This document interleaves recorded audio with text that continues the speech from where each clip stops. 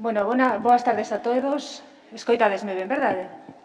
Bueno, en primeiro lugar, quero agradecer, xa o fixo o meu compañeiro, o meu presidente, Manuel Fortes, pero quero agradecer ao Consello da Cultura Galega que tomase en conta esta iniciativa, porque este curso ten por obxecto, como tamén o que se impartiu hai 15 días sobre contratación administrativa, ten por obxecto achegar dous mundos que falan idiomas diferentes, pero que están obrigados a entenderse, que é o mundo xurídico e o mundo cultural.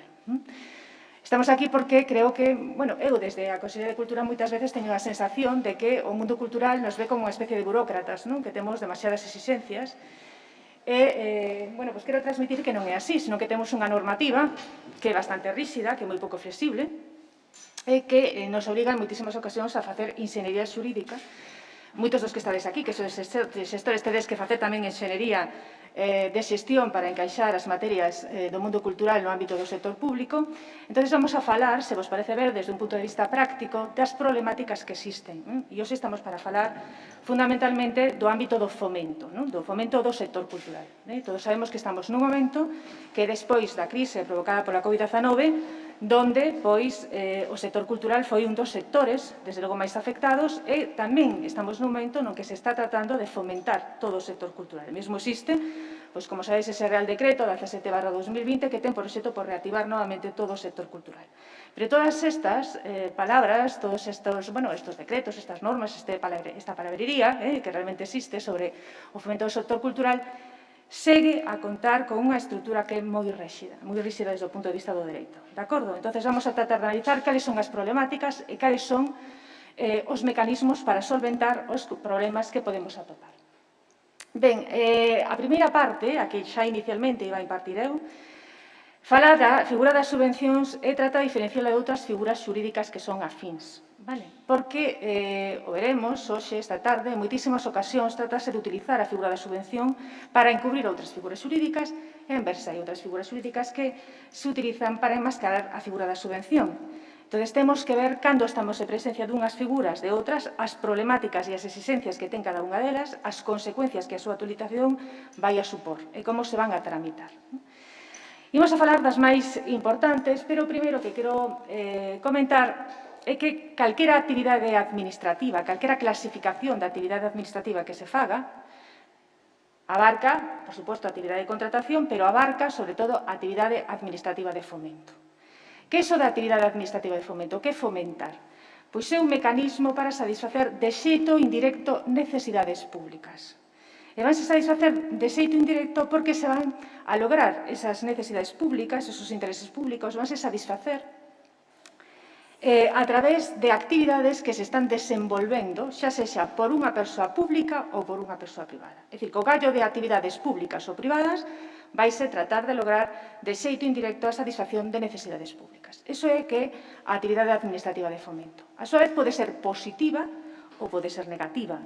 É positiva se o que se pretende por parte da administración pública é impulsar o desenvolvemento de accións que sexan de interese público. É negativa cando que se pretende prohibir condutas ou remover obstáculos para conseguir que se desenvolvan ese tipo de actividades. De acordo? Seguidesme? Ben. Isto xa nos permite sinalar que, xa vou adiantar, que a subvención é unha actividade administrativa de fomento positiva. Vale? Porque o que se vai a promover coa concesión de axudas é que se realicen determinadas actividades. Ben, pero ao mesmo tempo, dentro da actividade administrativa de fomento positiva, existen distintos tipos de actividades. A honorífica, por exemplo, cando lle concedemos a alguén un premio por méritos, o honorífico, sempre que el non nos solicitase. Entón, aí falamos dunha actividade administrativa de fomento positiva honorífica. Logo están os chamados auxilios indirectos, que son as exencións fiscais e tributarias, por exemplo. E logo está a actividade administrativa de fomento financeira. Aí é onde caixa a subvención. E aí encaixan tamén os créditos, os avais, que pode dar o Estado, que poden dar as administracións públicas, encaixa tamén os premios cando se refiren a unha característica subxectiva daquel que os solicita. De acordo? Entón, xa temos claro que a subvención é unha actividade administrativa de fomento positiva e financeira. Sabendo isto, pois temos que sinalar, estou un pouco lonxe, non vexo nada, estou me facendo maior, de verdade. Ben, que a definición da subvención desde un punto de vista positivo, é dicir, que é o que é unha subvención, atopámola tanto na lei estatal como na lei autonómica. E a definición é unha definición moi completa que imos tratar de desmenuzar para que vexamos cales son as características que ten que ter unha subvención. A subvención, en primeiro lugar, é unha disposición de carácter monetario. Isto, agora analizaremos, xa nos vai a permitir excluir outro tipo de entregas que non teñan carácter monetario. Feita por unha administración pública ou unha entidade dependente da administración pública, isto de que non se fale de entidade de dereito público, de entidade de dereito privado tamén é importante, esa disposición faise monetaria a favor dunha persoa física ou xurídica, pública ou privada, e co gallo da realización por parte desa persoa dunha actividade, da presentación dun proxecto, da adopción dun comportamento singular. E, ademais, ese suxeito, ese beneficiario desa axuda, vai a ter que cumprir determinadas obrigas de tipo material e formal que se lle impoñan. E, ademais, van a ser actuacións que van a estar destinadas a satisfacer sempre unha utilidade pública, un interese social ou a bien a promover unha finalidade de carácter público. Ben, entonces, do sinalado nesa disposición, o que vemos é que a subvención, en primeiro lugar, é unha disposición monetaria. Quedan fora as chamadas axudas en especie, que tanto a normativa estatal como tamén a nosa normativa levan a normativa en materia de patrimonio, xa sexa patrimonio das administracións públicas, é dicir, a lei de patrimonio das administracións públicas estatal 33/2003 como a nosa lei 5/2011 de patrimonio da Comunidade Autónoma de Galicia. Por que? Pois imaginamos que eu entrego bens que pertenecen á administración pública, que son bens patrimoniais. Se son bens de dominio público e non patrimoniais, teria que desafectalos previamente. Se son bens patrimoniais e vou establecer algún tipo de gravamen ou disposición sobre eles, teño que axuxeitarme á Lei de Patrimonio da Comunidade Autónoma. De acordo? Por iso quedan fora do que sería o concepto de subvención. A Lei estatal establece unha excepción que se refire a aqueles bens que son adquiridos por a Administración de Estado para entregarlos directamente a terceiros, é dicir, que non van a ingresar no seu patrimonio. Sin embargo, isto non se recolle nin na nosa normativa, nin na de outras comunidades autónomas. Por qué? Porque non só encaixamos ou ben a través da legislación de contratos mediante suministros, ou ben, no seu caso, pola propia lei de patrimonio. Primeiro ingresamos no noso patrimonio e logo dispoñemos del. Bueno. En segundo lugar, a subvención non pode supor unha contraprestación. E ollo que non podemos confundir que non teña contraprestación con que sexa gratuita. A subvención non é en sí mesmo gratuita, porque dou unha entrega, dou cartos, pero douchos para que fagas algo. Estou che poñendo unha condición. Por lo tanto, máis que falar de liberalidade na subvención, o que temos que falar é que non é devolutiva. É dicir, a cantidade dineraria non me vai a devolver, non me vai devolver os cartos, pero vai ter que cumprir unha condición, tal e como agora veremos. Vai ter que facer unha determinada actividade. Ben, isto permite diferenciar, por exemplo, da figura dos créditos ou, por exemplo, das figuras dos avais. Ben, e a subvención está afectada, decíamos, a unha actividade. A palabra subvención ven do latín subvenire, que significa axudar a algo. E a subvención ten por obxecto satisfacer, como decíamos, unha utilidade pública, un interese social, co gallo da realización dunha actividade. Por lo tanto, está afectada ao desenvolvemento desa actividade. E isto vai exixir que primeiro teñamos que definir que é utilidade pública, que é o que é interese social antes de conceder unha axuda, é dicir, que teñamos que motivar esas axudas, porque están, como decimos, sempre afectadas ao desenvolvemento dunha actuación, dunha actividade. Ben, hai unha serie de límites para poder conceder a subvención. Temos que ver a competencia do ente que outorga esa axuda, se pode outorgar ou non, se ten a suficiencia de crédito ou non, se se cumplen criterios de igualdade, se as pautas son claras ou non son claras. Logo tedes aí, ao final, unha serie de figuras que aparecen excluídas do concepto de subvención, pero ao final, basicamente, se refire a prestacións de carácter social e indemnizatorias. Ben, pero o que íamos a ver esta tarde, o central desta tarde, é diferenciar a subvención de outras figuras xurídicas que decíamos que se utilizan en moitísimas ocasións para encubrir subvencións e a inversa. É dicir, imos estudiar o concepto negativo de subvención, o que non é subvención. E tal é a autorización destas figuras que o propio legislador, tanto estatal como autonómico, sabe da súa existencia. E por eso, na Lei de Subvencións se establece que, con independencia da denominación que lle den as partes, calquer negocio xurídico que celebren estas e que pola súa natureza xurídica sea unha subvención, vai a estar sometida ao réximen previsto na Lei de Subvencións, con independencia do nome que lle deamos. Entón, a continuación, vamos a pasar a falar das figuras xurídicas que son máis habituais na práctica. A primeira delas é unha figura xurídica que para min está desaparecida, aínda que isto é cuestionable. Son as chamadas doazóns modais. Que son isto das doazóns modais? Bueno, se as escoitades algunha vez. A figura dos doazóns modais ven dada como consecuencia do establecemento do ámbito da aplicación tanto da lei autonómica como da lei estatal. Que di a nosa lei de subvencións? A nosa lei de subvencións di que é aplicable ás administracións públicas e ás entidades de dereito público, e tamén falaba das sociedades do artículo 22b da Lei de Réxime Financiero Orzamentario. Este artículo xa foi derogado por a FASGA no seu momento, polo tanto, quere dicir que somente é aplicable ás administracións públicas e ás entidades de dereito público. E que acontece cas outras dúas entidades que son de dereito privado, coas sociedades e coas fundacións do sector público? Porque elas sí que otorgan cantidades de diñeiro. Que é o que otorgan se non otorgan donacións? Ben, hai que decir que a lei respecto a este tipo de entidades o que nos di é que están suxeitas aos principios de publicidade e de xestión, pero non nos di nada máis. É dicir, entón, que son? A que están suxeitas este tipo de entidades? Ben, a lei estatal non di isto, non di o mesmo que a lei autonómica. O que di a lei estatal é que se aplica ás administracións públicas e ás entidades de dereito público, pero só cando exerciten potestades administrativas.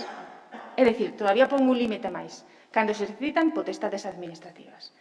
Ben, no momento en que se estaba a tramitar a Lei de Subvencións Estatal, isto foi analizado polo Consello de Estado. E o Consello de Estado pois non vía ben que se mencionase o que se vinculase a concesión de axudas o desenvolvemento de potestades administrativas, porque o certo é que a potestade subvencional xa é de por sí mesmo unha potestade administrativa. Por lo tanto, sempre teria que estar suxeita á Lei de Subvencións. Ben, parece que o que pretendía o legislador estatal era establecer esta norma especialmente pensando nunha tipoloxía de entes que eran as entidades públicas empresariais, que solamente actuaban suxeitas a dereito público cando exercían potestades administrativas. De acordo? Entón, realmente, hoxe en día, se partimos das teorías do Consello de Estado, a lei autonómica e a lei estatal veñen a decir o mesmo. Aplícanse ás administracións públicas e ás entidades de dereito público. Que pasa coas entidades de dereito privado? Bueno, pois, miren, se non se aplica o dereito público e están suxeitas a dereito privado, temos que buscar unha figura dentro do dereito privado que se pareza a unha subvención. E esa figura dentro do ámbito do dereito privado que se pareza a unha subvención, cale? A donación, que está recollida no artigo 218, pero non unha donación simple, unha donación con carga. Por exemplo, pois a que pode establecer un pai cando lle deixa un ben a un fillo a cambio do que o coide. Ten unha carga, é unha donación con carga ou modal. Vale?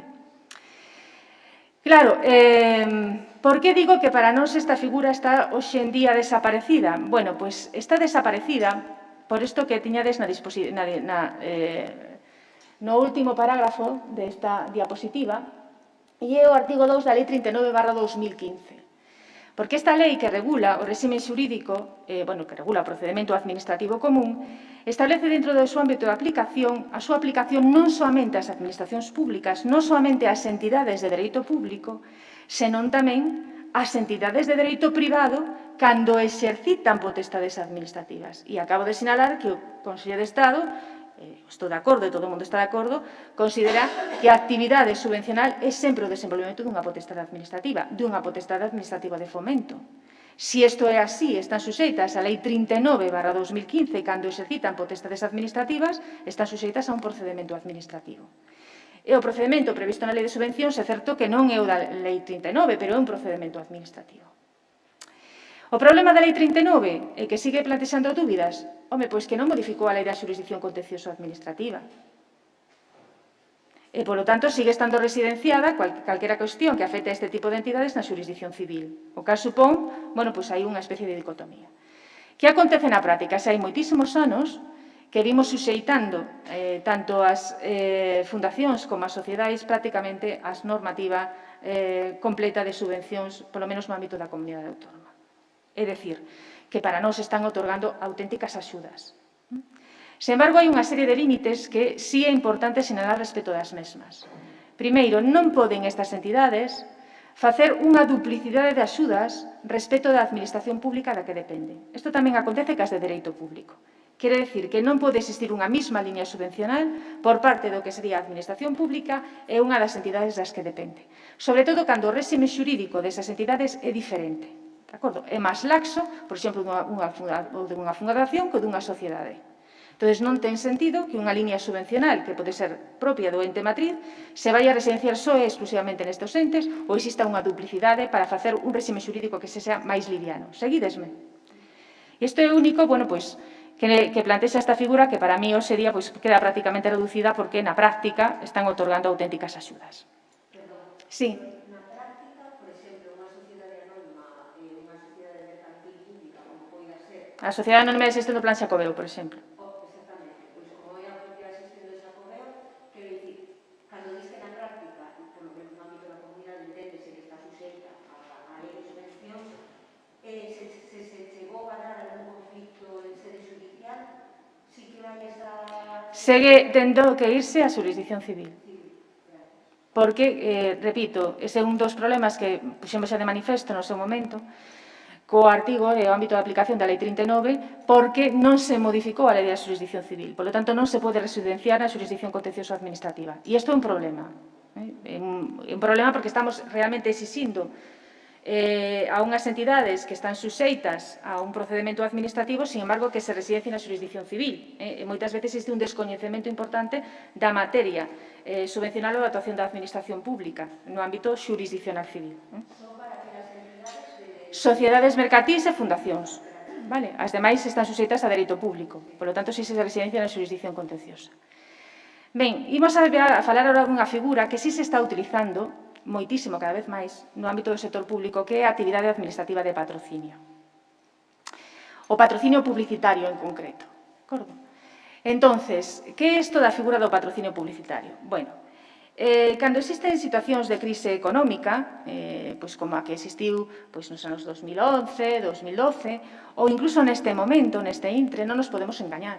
A xente non lle gusta ver que se conceden subvencións a sectores como o deportivo, como o cultural e mesmo como o científico. Queda moito mellor que se fale de conceder inversións ou de facer inversións. Vou invertir en ciencia, vou invertir en cultura. Queda moito mellor. E o patrocinio está pensado precisamente como unha inversión.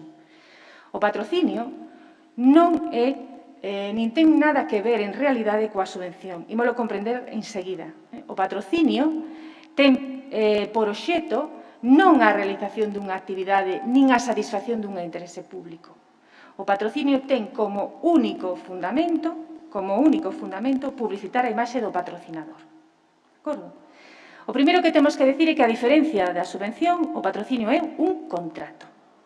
E é un contrato atípico, porque solamente ten unha regulación, un artigo que o regula, que é o artigo 24 da Lei 34/88 xeral de publicidade. E ali nos dice que aquel contrato no que o patrocinado, a cambio dunha aportación económica, comprométese co gallo da realización dunha actividade a promocionar a imaxe do patrocinador. Por lo tanto, os cartos que dá o patrocinador son exclusivamente para publicitar a súa imaxe. Esa é a primeira diferencia que temos ca subvención. A subvención non tiña unha contraprestación. Eu dabache os cartos exclusivamente para que ti realices a actividade. Tes que realizala, é unha condición, pero non teño unha contraprestación. No patrocinio, os intereses son contrapostos. Eu, como patrocinador, dou os cartos, pero o patrocinador ten que publicitar a miña imaxe. E a actividade a mí interésame como medio, non como fin. É o medio para publicitar a miña imaxe. De acordo? Isto é importante porque o patrocinio, aparte de ser un contrato atípico, cando é celebrado por o sector público, por a administración pública, por as entidades do sector público, ten a consideración de contrato privado tamén. E non podemos confundir o contrato de patrocinio co contrato de servizos. O contrato de servizos só se pode realizar con aquelas entidades que teñen no seu obxecto social a publicidade, por exemplo, con axencias de publicidade. O patrocinio publicitario, sin embargo, pode realizalo con calquera persoa, física ou xurídica, que realice unha actividade que permita publicitar a miña imaxe. De acordo? Por iso é tan importante que, se queremos publicitar a imaxe, é moi importante a relevancia mediática do evento que se quera patrocinar. Vamos poñer un exemplo. Imaginemos pois a Fundación Deporte Galego. Vale? A Fundación Deporte Galego di agora mesmo quero patrocinar pois un campeonato de xadrez que se vai a celebrar nun instituto de Ourense. E vou dar 80.000 euros. E quero que patrocinen a miña imaxe. E quero que o fagan pois poñendo pois un cartel no campeonato que diga Fundación Deporte Galego, ou que un dos premios que se otorguen se chame Fundación Deporte Galego. Pensades que isto é un contrato de patrocinio? Credes que en un instituto de Ourense un campeonato de xadrez que se celebre tenga cobertura mediática suficiente, se non se exixe nada máis, para que estemos a falar dun patrocinio publicitario? Non. Sin embargo, se estamos a falar de que o que se patrocina é pois un campeonato hípico, que está pois un campeonato de xadrez que está dentro do circuito internacional, que vai a estar coberto por prensa, que vai a estar pois retransmitido en televisión, aínda que sexa solamente nese ámbito do deporte do xadrez, pois efectivamente aí tal vez podemos falar de un patrocinio publicitario. Por iso no contrato de patrocinio vamos a pedir sempre dúas cousas. Primeiro, que se xustifique o retorno mediático que se vai a obter coa realización dese patrocinio publicitario. En segundo lugar, vamos a pedir que se pague só exclusivamente por publicidade. Vale? Eso sería o que sería propiamente un patrocinio publicitario puro. Precisamente porque normalmente se celebra con aquel que organiza a actividade, soe ser un negociado por exclusividade. Vale? Porque o fago con quen ten os dereitos para a realización en exclusiva dese evento. Quere isto dicir que o patrocinio non se pode sacar a concurrencia pública? Sí. Si non sei que evento quero patrocinar, e quero patrocinar eventos co gallo, por exemplo, pois para promocionar o Xacobeo. Quero promocionar o Xacobeo 2021-2022, pois podo sacar un concurso público para que se presenten aqueles que vayan a organizar eventos e me presenten aqueles que van a ter, que repercusión mediática van a ter, e eu escollelos. Pero o habitual é que se xa un negociado por exclusividade. Vale? Por qué? Bueno, pois podemos patrocinar, pois imaginade, a Volta Ciclista. Con quen o teño que facer? Co organizador da Volta Ciclista. De acordo? A Volva Ocean Race, que tamén se patrocinaba, con quen o fago? Con quen é o organizador. De acordo? Pero é un contrato. De acordo? A diferencia da subvención. Na subvención non teño contraprestación no patrocinio así. E na práctica a diferencia, como vedes, non é tan fácil. E non é fácil porque tamén a publicidade que podemos exixir na subvención, se vamos ao regulamento da lei de subvencións, é moi amplia. Non é solamente a inclusión do logo, senón que podo pedir invitacións, cartéis, etc. Por lo tanto, a diferencia é ver a intención e ver que é polo que se paga e, sobre todo, ver a relevancia mediática do evento. Quere isto dicir que somente podo patrocinar eventos que xa estén realizados? Imos poñer exemplo, o Son do Camiño, a primeira edición, eu non informei a primeira edición, pero se teño que, si as seguintes. Nas seguintes xa tiñamos un retorno mediático acreditado de varios millóns de euros. Pero que acontece coa primeira? Non podíamos patrocinala? Pois sí, podemos patrocinala sempre e cando o organizador, ou se nos presente, digamos, un estudio económico completo de cal vai o retorno mediático, se establecen unhas obligacións importantes de que vai a haber prensa, onde se vai a facer esa publicidade, como vai a ser a cobertura mediática do evento, explícome. Entonces, no patrocinio publicitario temos que mirar todas estas cuestións. É moi importante a xustificación do retorno mediático e o máis importante que existe no patrocinio publicitario. Ben,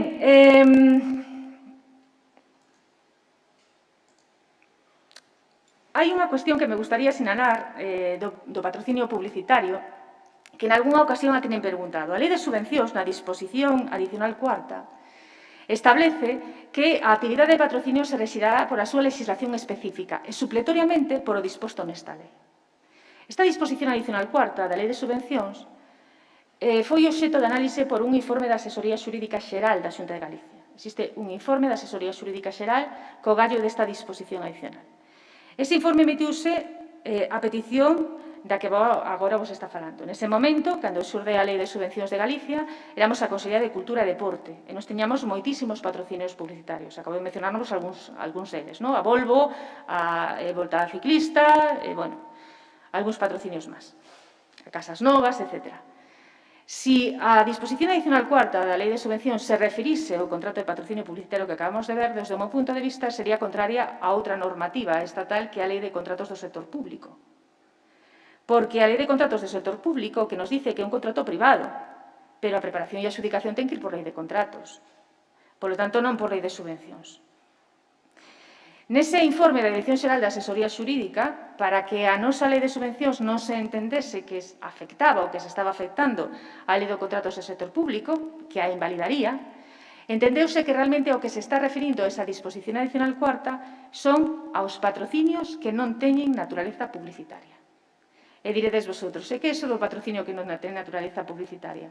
Pois é outra figura que imos ver agora, son os chamados investimentos ou inversións inmateriais. Os investimentos ou inversións inmateriais rexiránse pola normativa específica, non a hai, supletoriamente pola Lei de Subvencións. De acordo? Iso é o que dice ese informe da Asesoría Xurídica Xeral da Xunta de Galicia. Ben, o patrocinio, a parte do patrocinio, convén facer referencia a outro contrato que si aparece regulado na Lei Xeral de Publicidade, tamén, que é o contrato de difusión publicitaria. Por qué? Porque tamén se utiliza por parte das administracións públicas en numerosas ocasións. O contrato de difusión publicitaria diferenciase do patrocinio en que existe un medio de comunicación. É dicir, a publicidade faise nun medio de comunicación. Por exemplo, unha televisión. Pero a presencia dun medio de comunicación non serve para diferenciar o patrocinio do contrato de difusión publicitaria. Casi todos os autores piden unha cousa máis, a maiores, que se paguen tarifas preestablecidas. Por exemplo, se nós queremos patrocinar, imaginade, unha sección dentro do telexornal, por exemplo, da Galega, imaginemos, pois, unha sección do telexornal que vai a falar da cultura en Galicia, vale? Ou do que se vai a facer ou da oferta cultural galega na fin de semana. Pois, efectivamente, eu podo celebrar un contrato de patrocinio coa Televisión de Galicia, no que, me vai a facer publicidade da cultura galega nesa sección. Por exemplo, pois, non sei, promocionando a Axencia Galega das Industrias Culturais. O inicio da sección, que fará a cultura galega, pose un carteriño que di Axencia Galega das Industrias Culturais promovendo a cultura galega, por exemplo. E outra ao final da sección. Estou promocionando a imaxe da Axencia e, por ende, das industrias culturais. É un contrato de patrocinio, se é un negocio, según autores como, por exemplo, la Bordea, se é un negocio o precio. Se a mí me vai a cobrar a Televisión de Galicia o mesmo que lle cobraría a calquera anunciante, entonces son tarifas preestablecidas e estarei en presencia dun contrato de difusión publicitaria. De acordo? Entonces, a diferencia ven máis que na presencia do medio de comunicación que ten que darse para que falemos de difusión publicitaria no cobro de tarifas preestablecidas. De acordo? Ben, avanzamos. Os patrocinios non publicitarios ou inversións inmateriais. Que é isto? Pois eu atrevo-me a decir que é unha das figuras máis utilizadas na práctica no ámbito da administración autonómica. Por que temos as inversións inmateriais? Pois as inversións inmateriais hai que coñecer a súa historia. Xordenada polo ano 2006, cando a Dirección Xeral de Orzamentos do Estado comeza a decir que é posible o establecemento de fomento cultural no capítulo 6 dos orzamentos, é dicir, nun capítulo que era de inversións, cando as subvencións normalmente van no capítulo 4, no capítulo 7, en función de se son correntes ou de capital. As inversións inmateriais caracterízanse porque van nunha partida orzamentaria que é a 6,40. É unha inversión. Por que non é, en que se diferencian, digamos, as inversións inmateriais da subvención? As inversións inmateriais son unha figura a medio camiño entre unha subvención e un contrato. Decimos que non son subvencións porque así o di o regulamento da Lei Estatal de Subvencións, aprobado por Real Decreto 877/2006, como o propio regulamento da Lei Galega de Subvencións do ano 2000.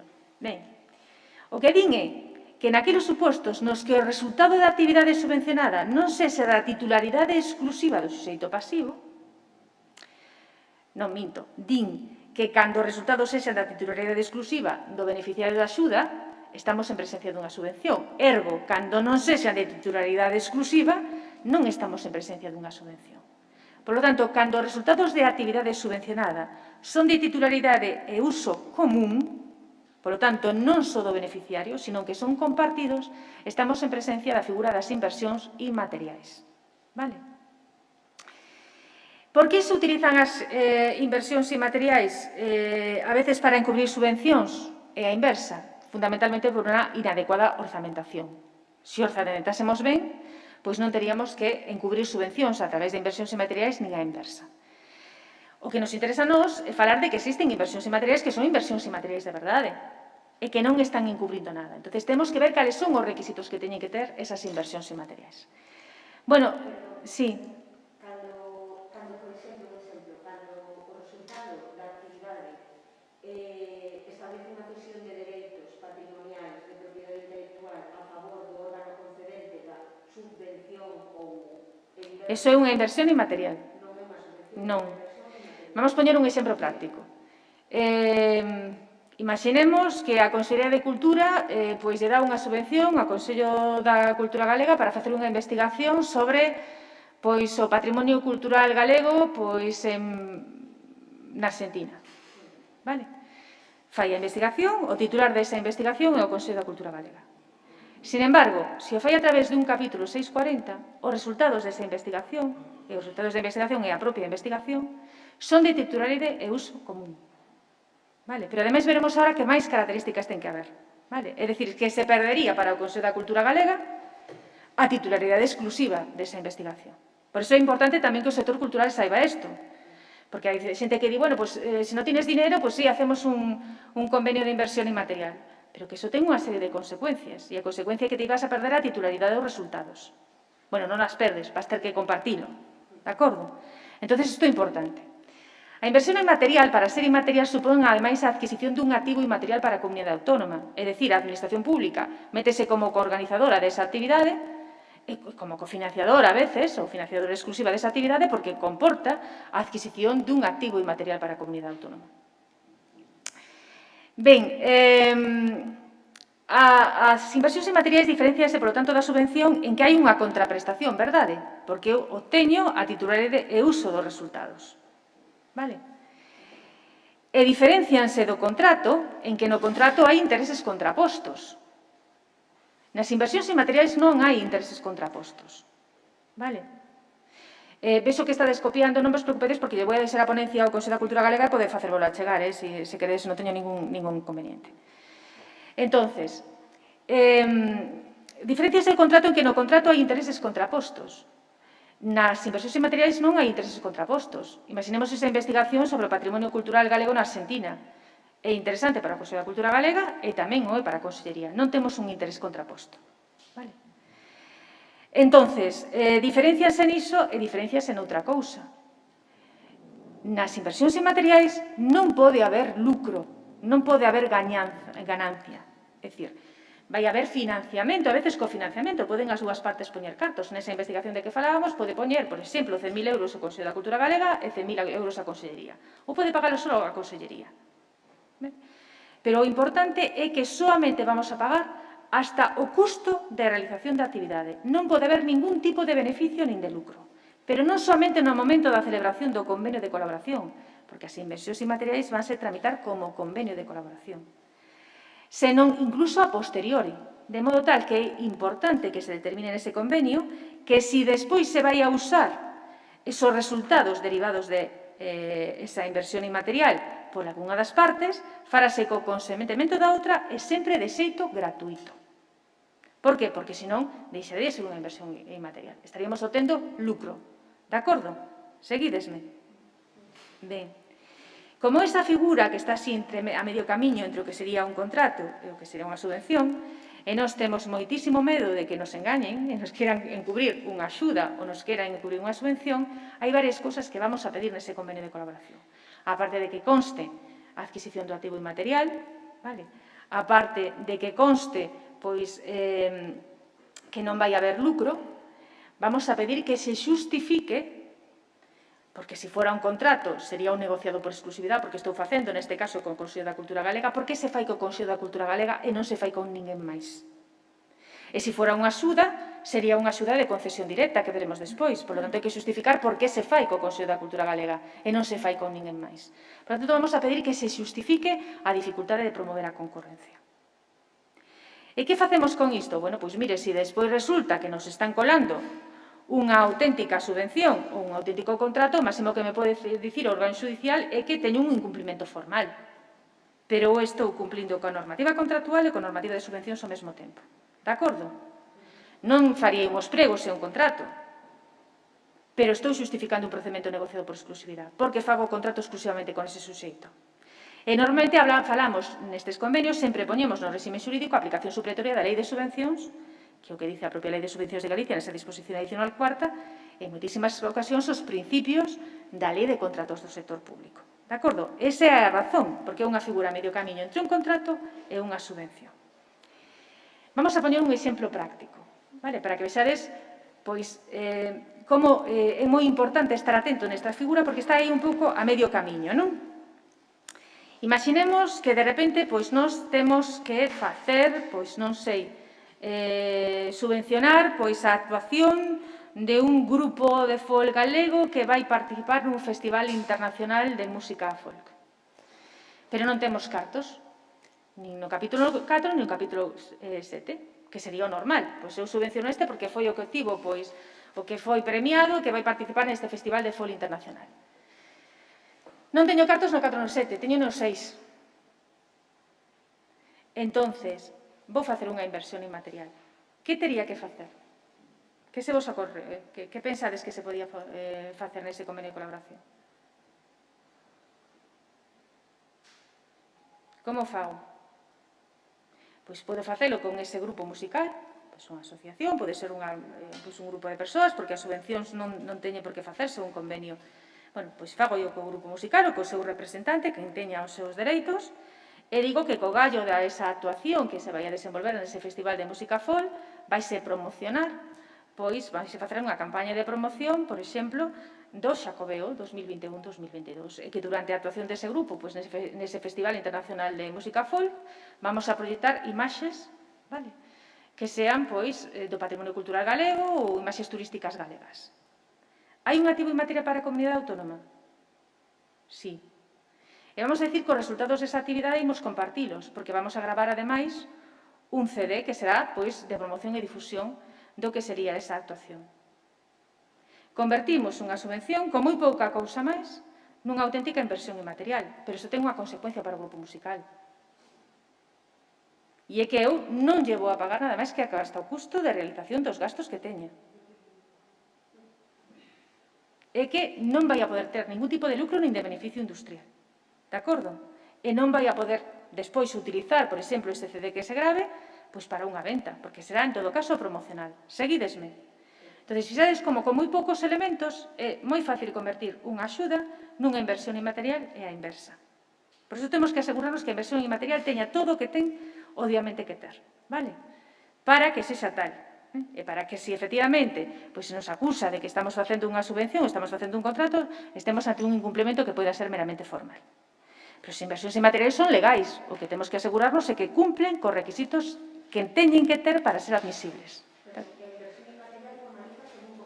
Formalízase sempre a través dun convenio de colaboración. Dime. Pois igual que con las subvenciones de concesión directa.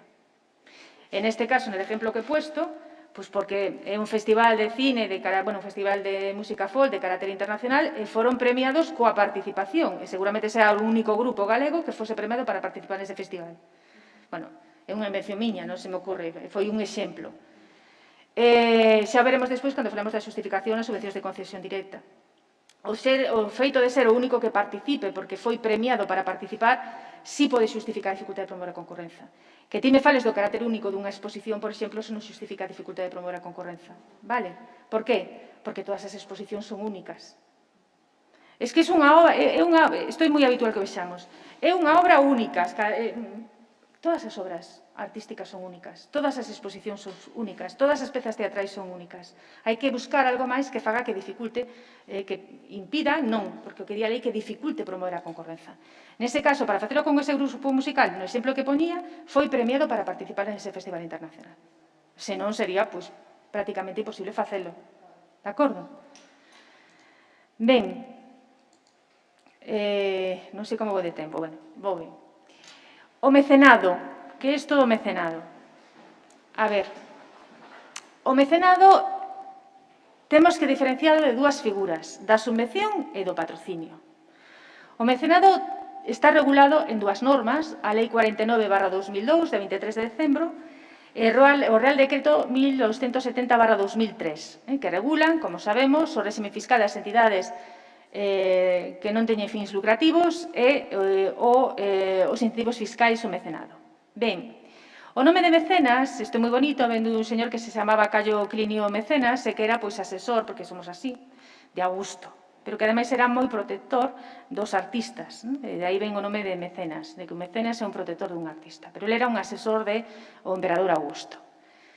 Ben, o que establece a lei de mecenado é un réxime especial de tributación para aquelas entidades que sexan entidades que non teñen fins lucrativos e que veñen definidas no artigo 3 da propia lei. Entre elas, moitas das que teñen finalidades de carácter cultural. Ese réxime fiscal non se aplica directamente, isto quero que quede claro, non se lle aplica directamente ás entidades por o feito de ser entidades que sexan sin fins lucrativos, senón que teñen que optar por a aplicación deste réximen e presentar a correspondente memoria xustificativa. É dicir, eles teñen que ser os que opten por a aplicación deste réximen fiscal. Non se les aplica de xeito directo. O que vai a supoñer? Pois é que, por exemplo, no imposto de sociedades se les vai aplicar un tipo impositivo do 10% frente ao 25 ou 30% habitual. Teñen tamén tipos impositivos máis laxos no imposto sobre bens inmobles, sobre o incremento do valor dos terreos de natureza urbana e sobre, por exemplo, o imposto de actividades económicas. No IRPF, pois, fixadevos, as deduccións poden chegar hasta o 80% do valor da doazón nos primeiros 150 euros e 30% no resto das doazóns que se den, ou a un 40% se esta se realiza por terceira vez. No caso do imposto de sociedades, do 35%, 40% a partir do terceiro ano. E logo, a propia lei, as leis do orzamento, recógellen o que se chama mecenado prioritario, ou incentivado, que é o que se refire a actividades que se recollen expresamente nas leis de orzamentos e que prevese a mellora en 5 puntos porcentuais deste tipo de deduccións. Vale? Entonces, a queñes se les poden facer as donacións do mecenado? Primeiro, e isto é moi importante, as donacións no mecenado non se poden condicionar, son irrevocables, puras e simples. Imaginemos, por exemplo, esas donacións que se poden facer ás entidades que tedes aí, entidades sin fins lucrativos, administracións públicas de base territorial, organismos autónomos do Estado e das comunidades autónomas e das entidades locais, universidades públicas, o Instituto Cervantes, o Instituto Ramón Llull e institutos, bueno, ou entes das comunidades autónomas que teñan a mesma finalidade e organismos públicos de investigación dependentes do Estado. Que acontece con esas doacións? Imaginemos que hai alguén que quere dar por lei de mecenado, pois que quere optar aos incentivos fiscais que se prevén para o Xacobeo, por ser precisamente mecenas do Xacobeo 2021-2022. E di, bueno, yo te doy el dinero, pero resulta que soy la única empresa con este objeto social que te va a dar ese dinero. Imaginemos pues, unha empresa vinícola, por exemplo. Non podríamos admitir esa donación, porque a donación ten que ser pura e simple. Primeiro que non podríamos facelo, porque, oiga, mire, que o Camiño de Santiago e o Xacobeo non é exclusivo da Comunidade Autónoma de Galicia. Existe en toda España. O feito de que usted a mí me dé a donación non quere decir que non pode haber outra empresa vinícola que lla dé pois outra comunidade autónoma. Polo tanto, bueno, pois non vai a ser admisible isto, pero que ademais non podíamos admitirlo nunca porque teñen que ser puras e simples, non sometidas a ningunha condición, salvo, hai unha única condición, que é facer pública a doazón. É dicir, el ten que aparecer como, pois, efectivamente, un patrocinador, entre comillas, é dicir, que un mecenas do que sería o Xacobeo 2021-2022. Seguídesme, pero a donación ten que ser pura e simple. Vale. Ben, cal é a diferencia do patrocinio? Pois o mecenado estará sempre ligado a un interese xeral. Xa decíamos antes que no patrocinio non hai interese xeral ningún, hai o interese exclusivamente do patrocinador que quere patrocinarse. Vale? A fiscalidade das dúas figuras é diferente. O patrocinio é unha prestación suxeita á fiscalidade xeral, tendendo ao que sería a fiscalidade propia dun servizo. E o mecenado ten unha fiscalidade, como vemos, especial. Faise a entidades sin ánimo de lucro cuyos fins están vinculados de xeito duradeiro a fins de interese xeral. Non acontece isto co patrocinio, que se fai con entidades que fan eventos que teñen proyección mediática, pero que non teñen por que estar pensados para fins de interese xeral. De acordo? E máis, moitas delas teñen un carácter marcadamente comercial. Vale? Hai varias formas de mecenado, unha delas veremos que xera máis dúbidas, que son os chamados convenios, os convenios de mecenado. Non? Cal é a diferencia coa subvención? Son iguais por o feito de que non hai contraprestación do beneficiario, con matices pola publicidade que ten a doazón, pero difire no feito de que polo mecenado vai optar a un réxime fiscal que está previsto na súa normativa, fiscalidade que non ten a subvención. A subvención considérase rendemento patrimonial e, polo tanto, tributa. Vale? Polo tanto, no mecenado ten unhas exencións fiscais que non ten, pois, obviamente, a subvención. Bueno, estes convenios de colaboración empresarial en actividades de interese xeral que regula o artigo 25 da Lei 49, pois son aqueles convenios polo que hai as entidades que son beneficiarias a cambio dunha axuda económica, que pode ser tanto en cartos como en especie, outra cousa que o diferencia das subvencións, para realizar actividades que efectúen en cumprimento do obxecto ou finalidade específica da entidade, comprométense a difundir por calquera medio a participación do colaborador en esa actividade. Era o que falábamos antes, por exemplo, do Xacobeo. No convenio debese especificar o proxecto concreto para o que se entrega a axuda da entidade. En canto ás vantaxes fiscais que reciben as empresas que prestan esta colaboración, pois as cantidades satisfeitas van a ser sempre gastos deducibles. Vale? Entonces, son os chamados convenios de colaboración empresarial a actividades de interese xeral. Unha das cuestións que nos preguntan moitísimas veces é o tema do crowdfunding. Si pode ser, si aqueles que realizan este tipo de actuacións, de actividades, que fomentan ou que dan doazóns, poden acollerse á lei de mecenado. Ben, isto xa foi respondido pola Dirección Xeral de Tributos do Estado, no sentido de que sí, cando cumplan os requisitos que existe a lei de mecenado. É dicir, tratarse dunha achega a entidade que realiza actividades de interese xeral, por exemplo, que sexa unha entidade sen fins lucrativos, a forma xurídica da entidade de crowdfunding, que ten que ter algunha das que pode ser beneficiaria das doazóns que acabamos de ver, é dicir, que sexa unha entidade sen fins lucrativos, unha administración territorial, organismo autónomo, organismo de investigación ou de promoción da lingua, e a doazón ten que ser pura e simple, sin contraprestación. Vale? Por exemplo, se eu compro un libro vía crowdfunding, aí eso non pode ser mecenado. Sin embargo, se eu fago un acto como visitar varias veces unha páxina web, eso sí pode, non hai contraprestación, vale? E sí que podía entrar dentro desos incentivos fiscais. Bueno, e xa, vou ben de tempo, o tema as últimas figuras que temos que diferenciar, os premios e as bolsas. Decíamos antes, ao principio, cando falábamos da actividade administrativa de fomento, que dentro da actividade administrativa de fomento positiva estaba a honorífica, que era a concesión de méritos ou de distincións. Pero os premios dos que vamos a falar agora non son esos, non son os premios honoríficos.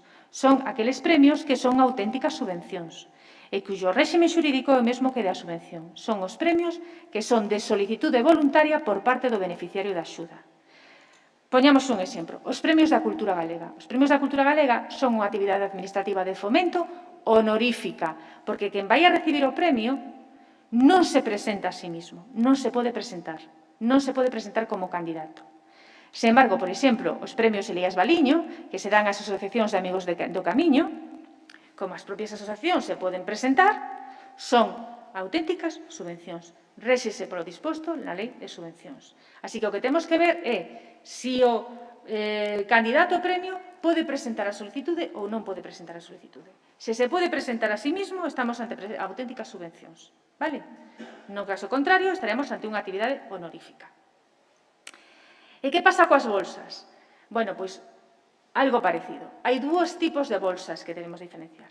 As bolsas que si son auténticas axudas, que son as bolsas para completar formación, e logo están as bolsas que se rexen por o Estatuto do Becario Investigador. As bolsas que se rexen por o Estatuto do Becario Investigador e que teñen por obxecto traballos predoctorais e que levan a contratación predoctoral por a participación en proxectos de investigación que están inscritos como tales nos diferentes ministerios, résese polo Estatuto de Becario Investigador e non son subvencións. As demais son auténticas subvencións. Vale? Por iso é moi importante tamén que no réxime xurídico de tratamento da figura das bolsas quede claro que non estamos en presencia dun contrato de naturaleza laboral, que é unha axuda á formación. E que é unha axuda que ten un valor económico. Vale? Por lo tanto, isto é importante que digamos, sí, dime. Por exemplo, no caso dos premios literarios, Sí. se o premio que convoca unha administración pública, unha entidade local, un concello, recolle a aportación dunha dotación económica en concepto de anticipo de dereitos de autor dunha futura edición que se compromete co premio, que pasa habitualmente. O premio consiste na publicación dunha editorial privada e concédese como dotación do premio unha cantidade en concepto de anticipo. Eso non é, o sea, xa non é un premio. É unha axuda. É unha axuda, porque solicítase. Por lo tanto, iso é unha axuda. Vale? Se, polo contrario, estamos a falar de alguén que non se presenta, senón que se le reconoce pois, directamente esa distinción, bueno, pois entonces estamos ante algo honorífico. Sempre que haxa unha solicitude para participar por parte de quen pode ser o beneficiario, non que o propoña un terceiro.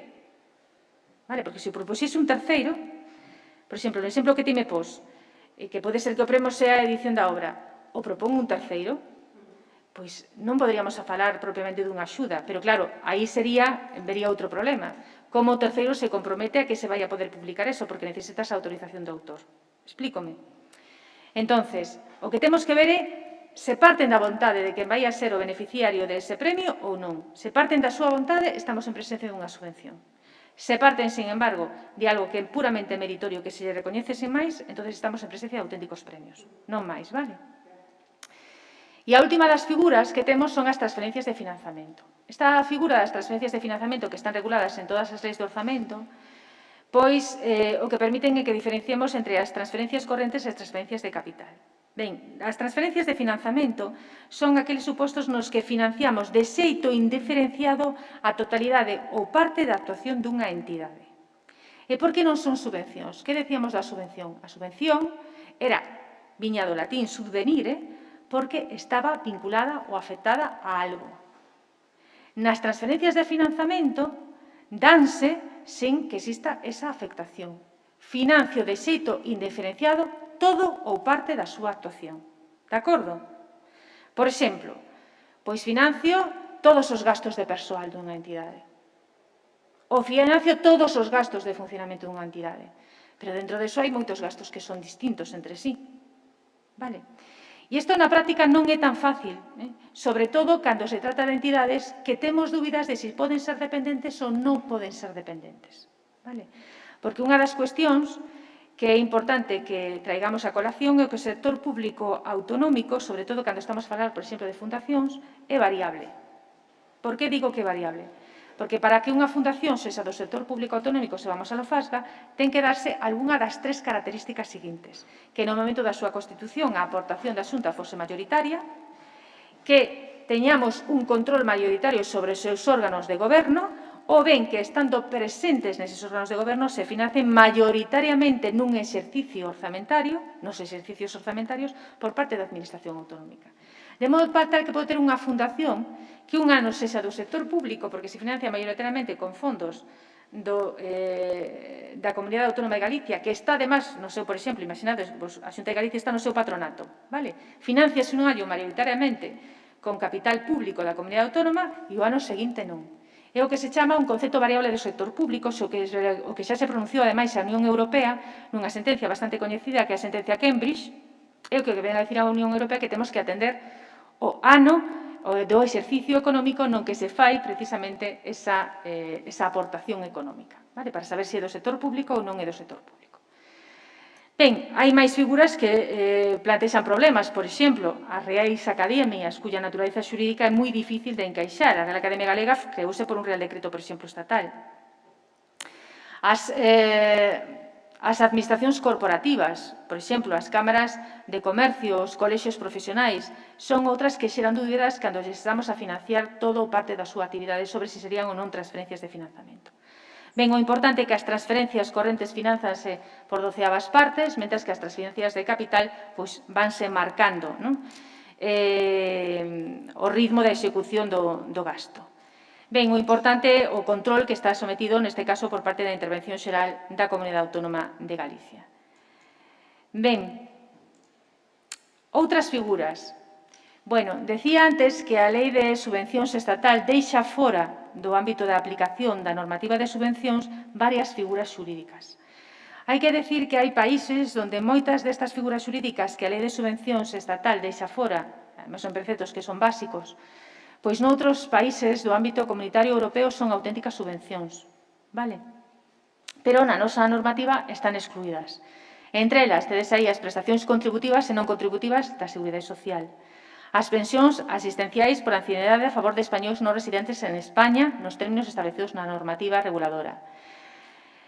O réxime de prestacións non contributivas do sistema de seguridade social, prestacións asistenciais e subsidios económicos a favor de españois non residentes en España, a favor dos afectados polo virus de inmunodeficiencia humana ou os minusválidos, a prestación a favor dos afectados polo síndrome tóxico, axudas sociais de persoas con hemofilia ou outras coagulopatías conxénitas que desenvolvan a hepatitis C, as prestacións derivadas do sistema de clases pasivas do Estado, a prestación recoñecida polo Fondo de Garantía Salarial, os beneficios fiscais e beneficios da cotización á Seguridade Social e o crédito oficial, salvo no suposto que a Administración Pública subvencione ao prestatario a totalidade ou parte dos intereses ou outra contraprestación da operación de crédito, por exemplo, os gastos notariais, os gastos rexistrais desa operación de crédito.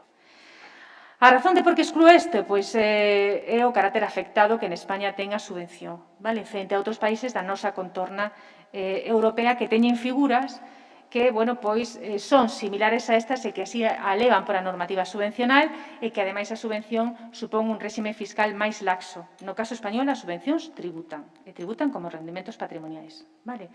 Por lo tanto, pois, cando non se dá esa tributación ou existen estes réximes fiscais, quedan excluídas do ámbito de aplicación da lei de subvencións, vale?